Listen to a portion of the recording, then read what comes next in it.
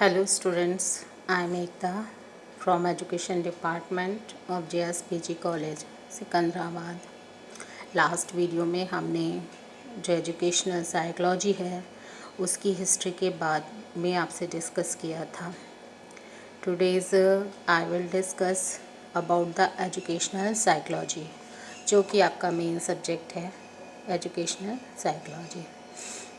तो सबसे पहले ये हम अपनी पिछली वीडियो से जान ही चुके हैं कि मनोविज्ञान का आशय प्राणी के व्यवहार का अध्ययन है तथा शिक्षा को प्राणी के विकास की प्रक्रिया के रूप में परिभाषित किया गया है। और शिक्षा मनोविज्ञान वह विज्ञान है जो शिक्षार्थी को शिक्षा ग्रहण करने की प्रक्रिया और शिक्षक के शिक्षा देने की प्रक्रिया का मनोवैज्ञानिक रूप से अध्ययन करता है। शिक्षा मनोविज्ञान दो शब्दों से मिलकर बना है, शिक्षा और मनोविज्ञान। इसका शाब्दिक अर्थ है शिक्षा संबंधी मनोविज्ञान।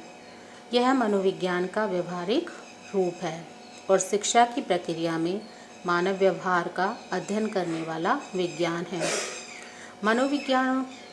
मनोवैज्ञानिकों का मत है कि शिक्षा मनोविज्ञान की एक ऐसी शाखा है जिसका संबंध शिक्षा के सिद्धांतों एवं समस्याओं से है।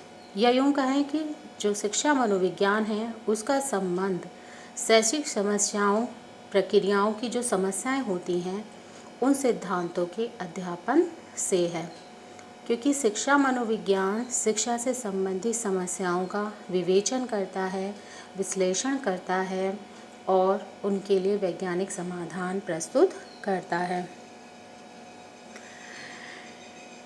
यह मानव व्यवहार से संबंधित एक ऐसा महत्वपूर्ण विषय भी है जिसमें खोज और निरीक्षण पर आधारित तथ्यों को संकलित किया जाता है तथा शिक्षा के क्षेत्र में इसका व्यवहारिक रूप से प्रयोग करते हुए प्राणी के विकास की प्रक्रिया को सहज, सुगम और गतिशील बनाया जाता है। शिक्षा मनोविज्ञान की परिभाषाएं तो बहुत लोगों के द्वारा दी गई हैं। बहुत सारे ऐसे मनोवैज्ञानिक हैं जिसमें से मैंने केवल कुछ को ही लिया है, जिसमें क्रो हैं। उनका कहना है कि शिक्षा मनोविज्ञान व्यक्ति के जन्म से लेकर वृद्धावस्था तक के सीखने के अनुभवों का वर्णन और व्याख्या करता है।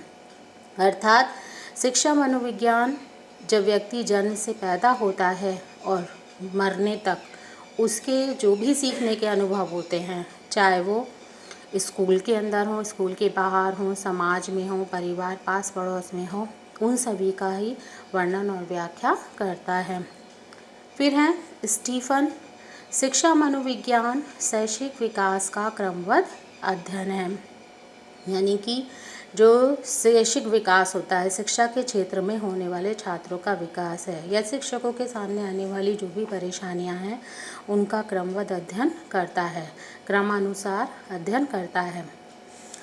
चार्ल्स ई स्किनर के अनुसार शिक्षा मनोविज्ञान शैक्षिक परिस्थितियों में मानव व्यवहार का अध्ययन करता है। स्किनर का मानना है कि जो शैक्षिक परिस्थितियाँ होती हैं, यानी कि जब बच्चा पढ़ना सीखता है तो शिक्षक और शिक्षार्थी दोनों के व्यवहार का ही शिक्षा मनोविज्ञान में अध्ययन किया जाता है।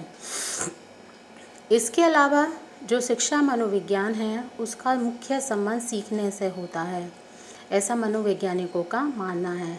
इनका मानना है कि मनोविज्ञान वह विज्ञान है या मनोविज्ञान का वह अंग है जो शिक्षा के मनोवैज्ञानिक पहलुओं की वैज्ञानिक रूप से खोज से विशेष रूप से संबंधित है।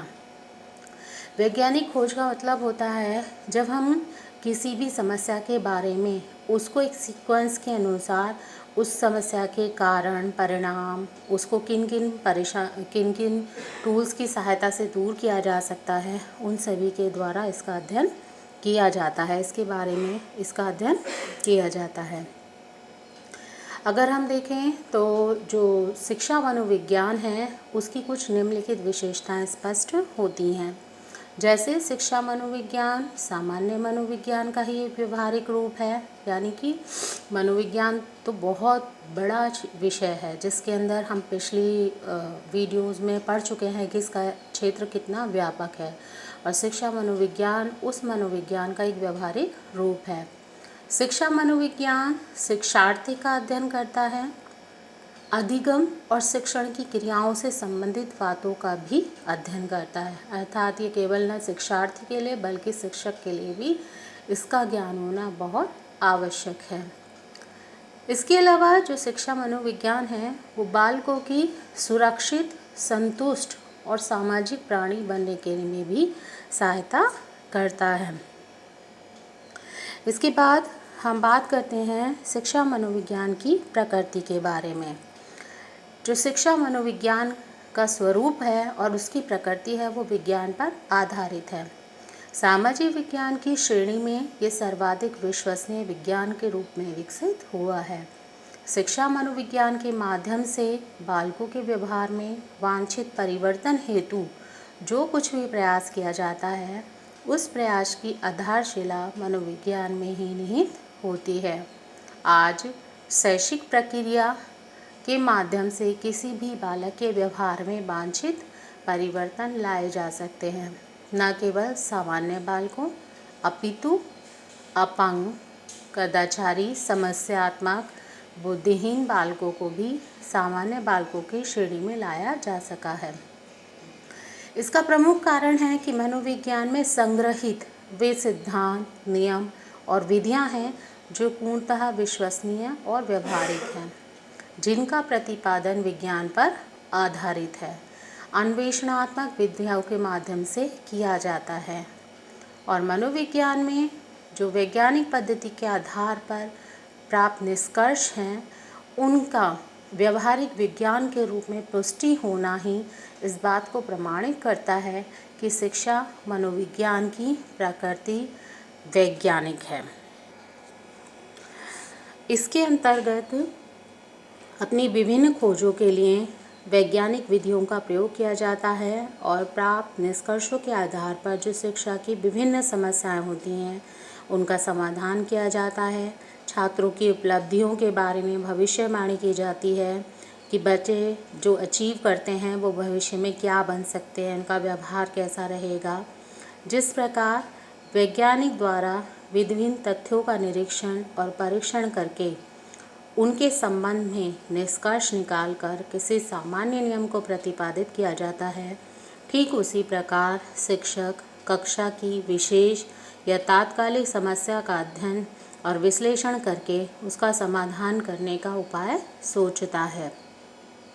और इस प्रकार अपनी खोजों में वैज्ञानिक विधियों की प्रयोग करने के कारण भी शिक्षा मनोविज्ञान की जो गणना है वो विज्ञान की श्रेणी में की जाती है। शिक्षा मनोविज्ञान को वैज्ञानिक प्रकृति के रूप में रखने के जो पक्ष में हैं वो दो मनोवैज्ञानिक हैं, क्रो एंड क्रो और सॉर व टेलफोर्ड।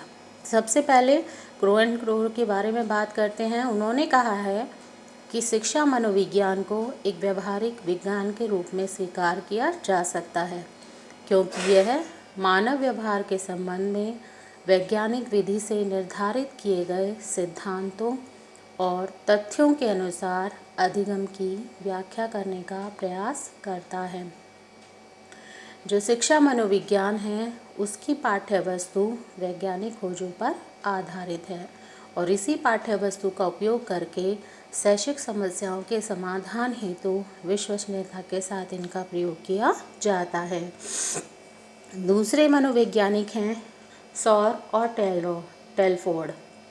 उनका मानना है कि शिक्षा मनोविज्ञान अपनी खोज के प्रमुख उपकरणों के रूप में विज्ञान की विधियों का प्रयोग करता है और शिक्षा मनोविज्ञान की जो गणना है वो मानव जीवन को सुखी बनाने के प्रयास में कला की भी श्रेणी में आती। तो इन दोनों मनोवैज्ञानिकों ने शिक्षा मनोविज्ञान की जो प्रकृति है उसको वैज्ञानिक माना है, लेकिन शिक्षा मनोविज्ञान इसके साथ साथ कला भी कला के रूप में भी स्वीकार किया जाता है। तो ये मेरी आज की वीडियो है शिक्षा मनोविज्ञान का अर्थ और उसकी प्रकृति के बारे में। नेक्स्ट वीडियो में मैं फिर आपके सामने प्रस्तुत होंगी अपने वीडियो के साथ। यदि आपको इस वीडियो में कोई चीज़ समझ नहीं आती है या कोई भी आपके पास क्वेश्चन है तो आप व्हाट्सएप ग्रुप पे जाके अपने क्वेश्चंस पूछ सकते हैं। Thank you.